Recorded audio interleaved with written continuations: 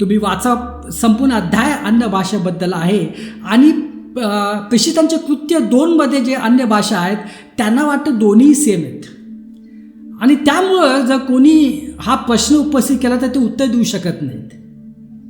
तर प्रियानो, ह्याकडेच आज आपण लक्ष केंद्रित करणार आहोत. पहिला कोरिंथियर 14मध्ये जे सांगितलं अन्य भाषाबद्दल ते वेगळं आहे. आणि प्रेषितांचे कृत्यमध्ये 2मध्ये जे अन्य भाषा बोलली गेली ती वेगळी आहे. आता कशी वेगळी आहे ते आपण बघूया. आपण जाऊया पहिलं कोरिंथियर 14:2. ज्याला इतर भाषामध्ये बोलण्याचे दान आहे तो खरे पाहता मनुष्याबरोबर बोलत नाही तर देवाबरोबर बोलतो, कारण तो काय बोलतो हे कोणालाच कळत नाही. पवित्र आत्म्याद्वारे तो गूढ गोष्टी बोलतो.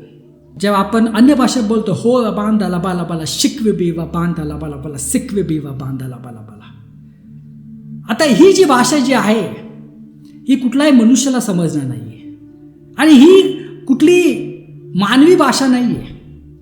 असं नाही की मी कुठल्या मानवी भाषामध्ये प्रार्थना केलेला आहे. ही भाषा फक्त देवाला समजते.